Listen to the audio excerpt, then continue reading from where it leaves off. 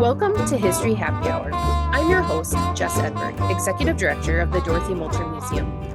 The purpose of this program is to educate, inspire, and entertain with a pint-sized historical tale related to Ely area history in about the time it takes to drink a glass of your favorite beverage. Let me qualify this program by saying the history I share is not a deep dive. Rather, it scratches the surface using publicly accessible resources, including online content, in-person interviews, and published materials. Additionally, this program is offered as a free in-person half-hour event October through May, typically on the third Wednesday of the month at 5 p.m. at the Boathouse Brewpub and Restaurant in Ely, Minnesota.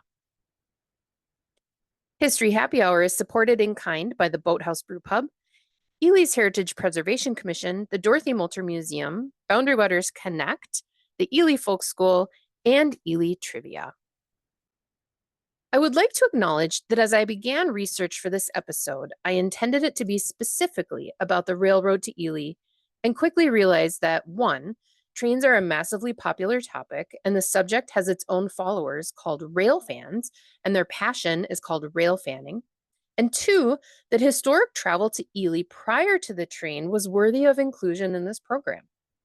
So with that being said, I did stick to my model of starting with a very wide historical perspective and slowly narrowing it down to the main topic of trains in Ely.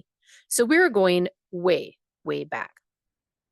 For as long as humans have inhabited the Earth, people have been traveling its geography, moving from one place to another and back again. The evolution of transportation happened over thousands of years.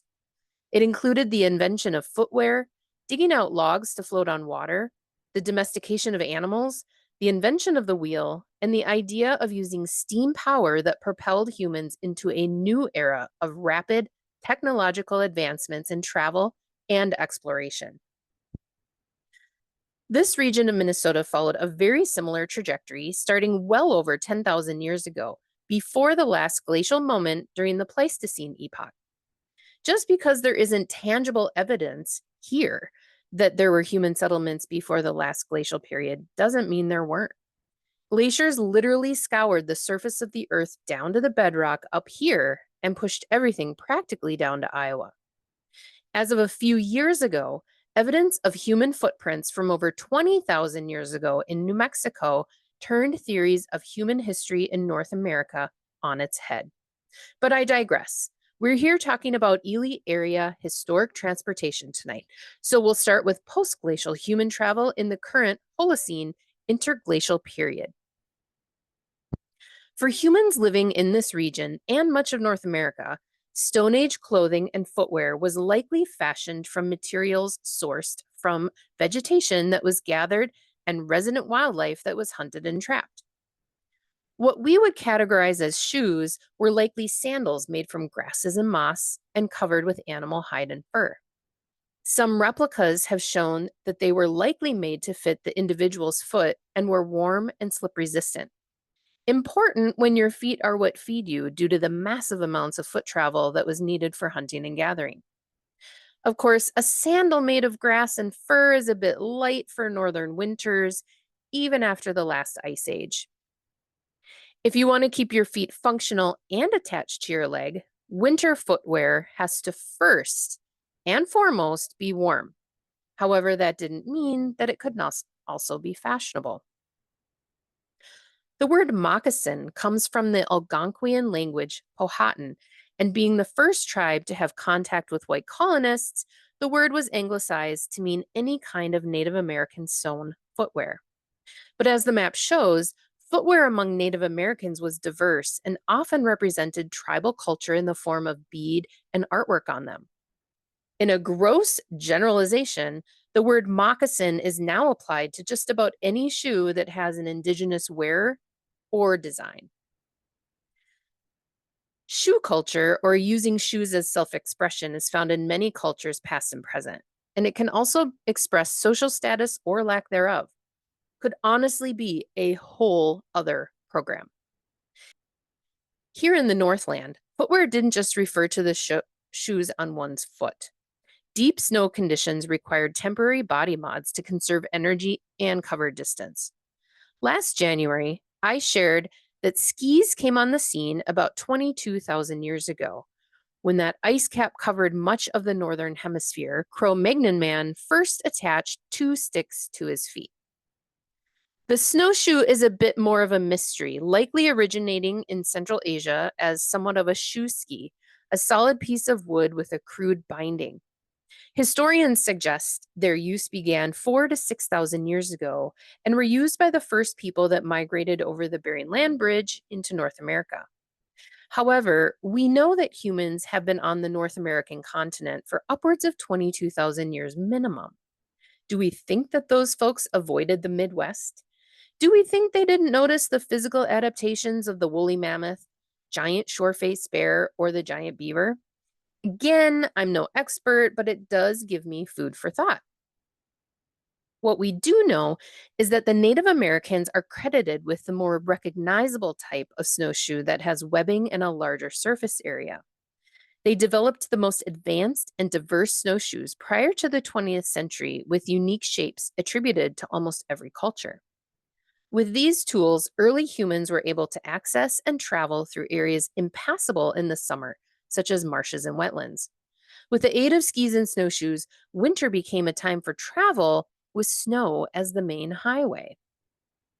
As European immigrants made their way to Ely before the railroad, they followed a centuries old 100-mile travel route used by Native Americans from Duluth to Lake Vermilion, called the Old Vermilion Trail.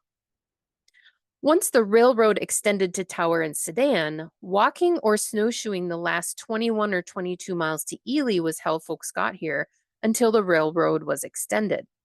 Snowshoes are a clearly ingenious mode of travel, as we still use them today in areas inaccessible or off limits to motorized travel or for fun.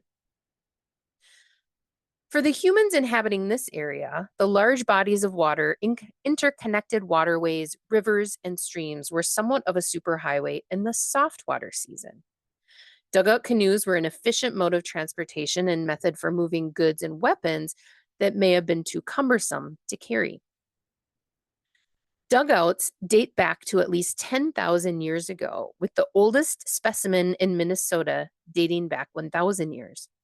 These canoes were made by carving out a large tree trunk and using fire to aid in chipping out the chunks. The bark was usually stripped and the ends carved to a point. Once excavated, the hollowed out portion was shaped by using more fire and stone tools. It's believed that animal fat or grease was rubbed onto the wood to aid in waterproofing so the wood didn't absorb as much water and it dried out over time. As canoe making techniques advanced, the size and stability of the canoe improved, and the incorporation of thwarts, ribs, and gunnels became more common, along with the use of lighter weight material to facilitate portaging.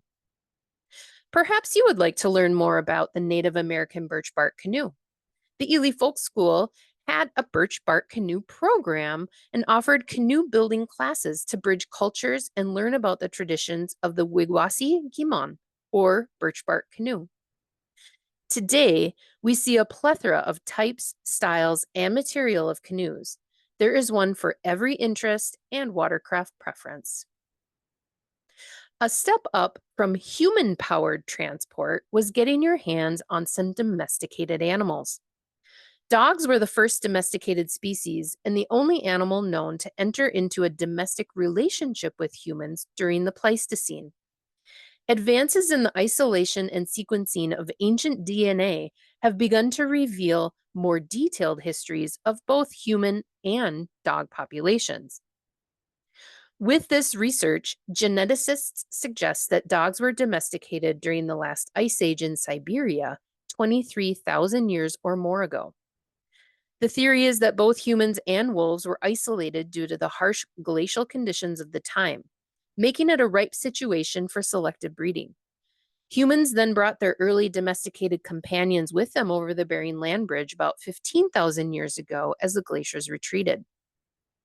Dogs were quickly incorporated into daily life and given jobs. The first forms of animal-powered transportation in Minnesota date back, again, to the earliest eras of human habitation. The Dakota and Ojibwe both adapted sleds and toboggans for pulling by domesticated dogs. Later, Native and European fur traders traveled long distances in relative comfort by riding inside carrioles, simple one-person sleighs with sides covered in buffalo hide drawn by dog teams. As the Minnesota Territory was colonized, dog sled travel was a more efficient mode of transport when going long distances versus the horse or oxen-pulled wagon. In January 1852, the St. Paul Pioneer newspaper reported that Antoine Gingras, Norman Kitson, and Joe Rolette Jr., members of the Minnesota Territorial Legislature from the northwest part of the territory, traveled to St. Paul for winter sessions by dog sled, going 30 to 40 miles per day for 16 days, a trip that would tire horses out. However, horses did have a role to play in early human civilizations here in Minnesota. Its evolutionary origin, debated for decades by researchers, the Lac La Croix indigenous pony is believed to be a type of horse domesticated by indigenous people of North America, rather than a descendant of the Spanish Mustangs left here by early Spanish explorers of the Americas. Which makes sense. Horses first evolved in the Americas around 4 million years ago. So it seems logical to imagine an eventual relationship between the humans and horses living on the landscape at some time. However, the quote, mystery is that horses largely disappeared from the fossil record by about 10,000 years ago. So the equine evolutionary story in history was largely told through the lens of colonial history. But just like with dogs, genetic research technology has challenged that thinking. And through carbon dating what archaeological evidence was found, science is catching up to Native American oral histories, confirming horses were used by Native Americans well before European explorers arrived to the Americas with their Spanish Mustangs. But are we really surprised that, coupled with a very strong prejudice against Native Americans and a severely biased Eurocentric historic value on written documentation, that historians didn't believe their cultural histories? The Lac La Croix indigenous pony was used by the Anishinaabe in this region and were bred for winter transportation to run trap lines, haul loads, and pull sleighs or sledges. In exchange, humans would provide shelter, food, and protection from predators. Well adapted to life in the rocky boreal forest, they were compact with hard hooves and thick fur. The Canadian Encyclopedia stated that elders remember thousands of ponies that ran free like the deer through the wilderness. In the summer months, the ponies were turned out to live with the herd, oftentimes on a pony island in a lake, so the mares, or female ponies, could give birth with more safety from predators. This breed barely escaped extinction altogether. It was extirpated in the United States in the 1940s when the herd kept at Boys Fort Indian Reserve were rounded up and destroyed on the advice of missionaries. Over time, the Canadian herd shrank, and in the 1970s, the remaining 4 mares found near Lac La Croix in Ontario were placed in an intensive breeding program in Minnesota. They now number about 150. As both US-born and European immigrant explorers and workers moved to the Ely area, they were limited to human and animal-powered methods of transportation as well, until the railroad spanned those 22 miles from Sedan to Ely. Of course, some folks got pretty creative. The money-making potential in extracting the high-quality iron ore sampled in Ely justified the investment of extending the Duluth and Iron Range Railroad Company line to Ely's Chandler Mine. In 1888, the new 21 miles of track and the Ely Depot were open, the same year of the City of Ely's incorporation. Although one quite reputable source states that the railroad actually opened for business in 1889. That source?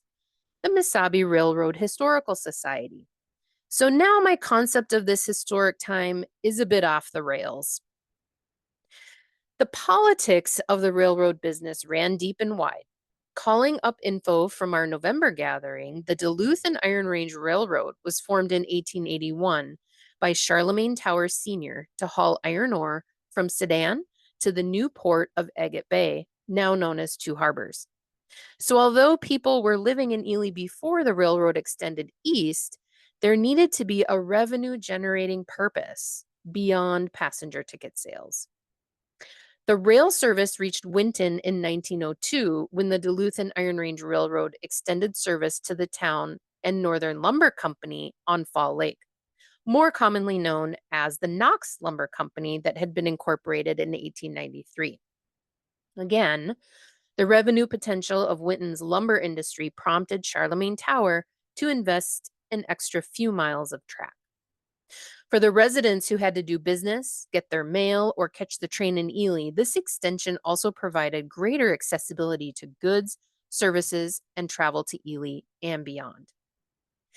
And in a genius marketing move, the Duluth and Iron Range Railroad Company took advantage of the public's interest in the mysterious and rugged idea of Northwoods Wilderness and began marketing to the privileged society who had the means and time to vacation.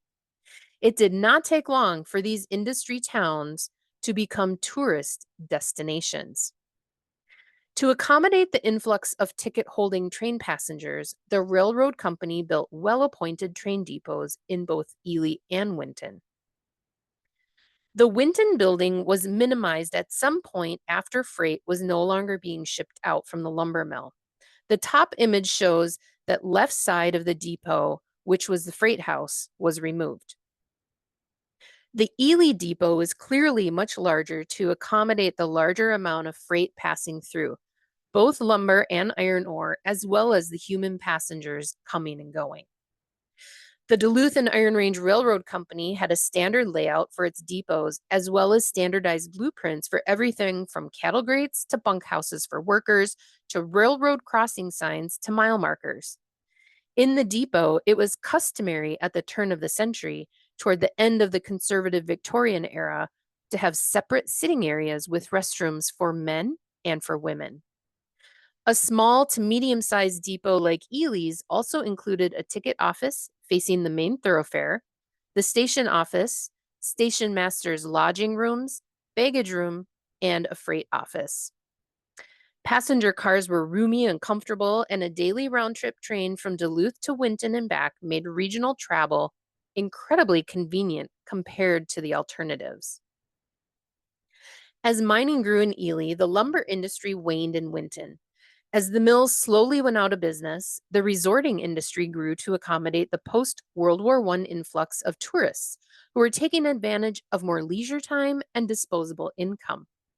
However, those who saw mine work as much more supportive moved to Ely, in some cases bringing their homes with. In the earliest years of the city of Ely's history, the railroad was the main artery to efficiently travel to Ely and Winton and beyond. However, by 1910, motor cars were in Ely, and within another couple decades, passenger planes arrived. These advances in travel didn't immediately affect how folks arrived to or left from Ely or Winton, and the many stops available within the Iron Range to Ely, Winton, and down to Duluth and on to St. Paul or beyond allowed for great travel freedom. But industry was a huge driver in the success of the railroad. Over the decades, the Duluth and Iron Range Railroad Company evolved via mergers and name changes, ultimately becoming the Duluth, Mesabi and Iron Range Railroad Company in 1938, and via conversions from steam power to 100% diesel fuel by 1960. Industry challenges upset business during the Great Depression when not a single all-ore shipment was made in 1932. When the steel demand reached a fever pitch during World War II, it seemed that the industry was back on track, so to speak.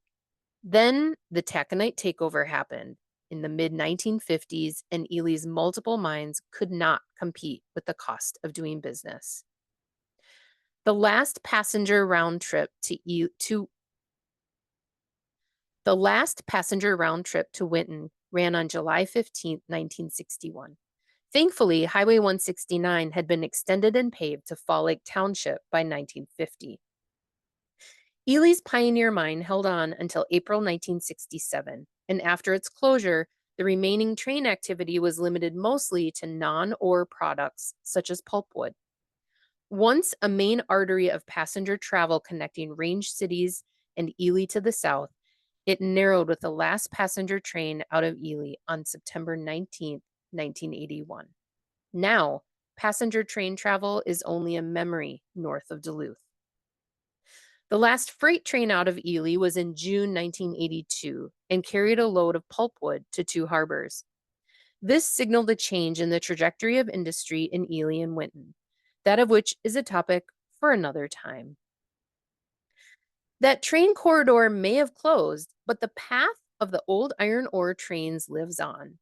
The Regional Railroad Authority, a division of the state of Minnesota, undertook converting abandoned railroads into trails as part of their mission to preserve former railroads for future transportation use. This process began in 1986 with dedication from regional residents, city and county leaders, and has become a successful Rails to Trails program. Stretching from the Mississippi to the Boundary Waters with over 150 miles of paved trail, there are only two sections that still need a bit of work: a short stint between Tower and Embarrass, and between Bowabic and McKinley. When completed in 1 to 2 years, this well-mapped and well-maintained trail will traverse almost 165 miles, making it one of the longest paved trails in the United States and bringing a new source of revenue to the communities along the line. So where are they now? The old Winton Depot became the town's post office / feed store / greenhouse. In 2018, the post office portion was merged with the City of Ely's office and replaced with outdoor post office boxes. The Fat Chicken Feed Store closed in 2019. The Ely Depot went on to become home to Wilderness Outfitters, the first established outfitter in Ely, founded in 1921 by a group of shareholders.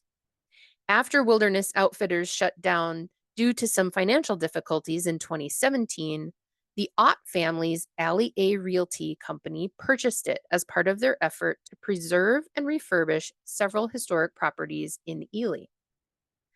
The future of this once vital part of Ely and Winton's origin story is a bit unclear. A private developer has expressed interest in reimagining the old Ely Depot as potentially a restaurant and brewery with outdoor seating and event space. The estimated cost to make the vision a reality is $3.2 million, with a hefty chunk of that required for remediation of contaminated soil due to its long history as a railway. The owners, the interested investors, and the City of Ely are working together to seek funding from the Departments of Iron Range Resources and Rehabilitation and Employment and Economic Development. Any further information or plans from the private developer are being held close to the vest. I checked. Whatever happens, this piece of property will always hold a top spot in the history of the Ely area. Thank you for being here and attentive, and thank you to the sources of imagery and information, including the Mesabi Railroad Historical Society, the Ely Winton Historical Society, which the executive director, Kelsey Cook, provided a great deal of information. Local history is our shared history, and your engagement with this topic keeps it alive. I especially hope that this program helped those of you who are not directly connected to it understand and appreciate it a little bit more. If you have any questions about the things covered in the show or would like to follow History Happy Hour, please find us on Facebook or Instagram. History Happy Hour is supported in kind by the Boathouse Brewpub, Ely's Heritage Preservation Commission, the Dorothy Molter Museum, Boundary Waters Connect, and the Ely Folk School, along with Ely Trivia.